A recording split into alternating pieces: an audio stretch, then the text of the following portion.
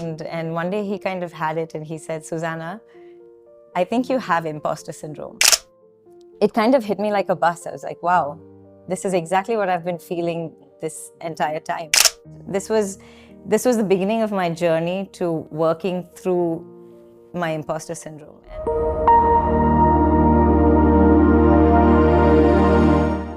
Every time I come across a turning point in my life or my professional career, the day before is one of the hardest for my husband, because I will be talking his ears off about, can I do this? All the doubts that are going through my mind. And one day he kind of had it and he said, Suzannah, I think you have imposter syndrome.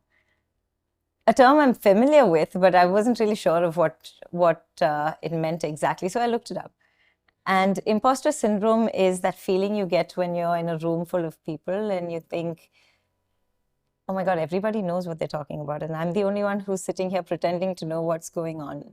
Or you feel unqualified for whatever you're put up to. And it kind of hit me like a bus. I was like, wow, this is exactly what I've been feeling this entire time.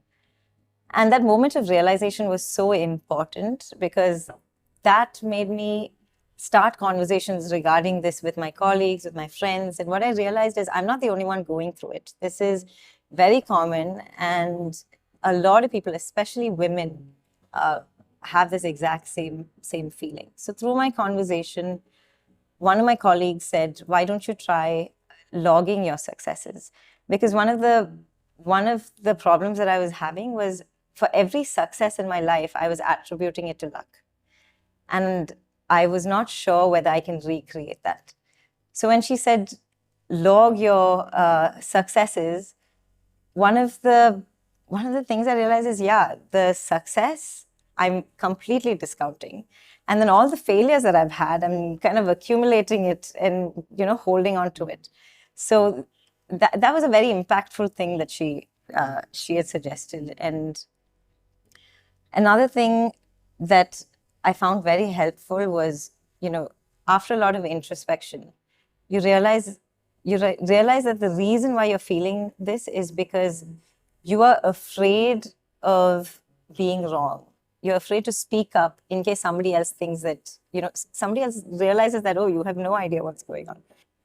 One of the other things about it is I'm constantly afraid of speaking up in case I'm wrong. And it took me a while to realize that you don't have to have the perfect answer every single time. And it's okay to be wrong. I'm not the only one who feels this way in a room. And this was the beginning of my journey to working through my imposter syndrome. And it's a process, because even now, I had a change in role at work recently, and a completely new industry to me. So I spent months learning about the business, learning about its competitors, the industry, came 100% prepared to take on this new leadership role.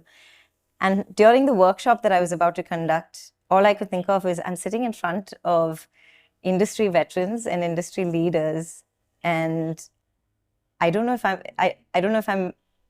the right person to take them through it.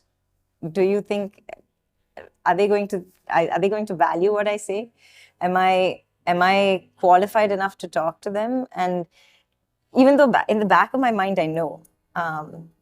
So I think it's a process. So I've been working on it for some time, and I want to share this story because I feel like it's very important that you realize that this is the cause of it, and you start your journey to, ensure that you can get over your imposter syndrome.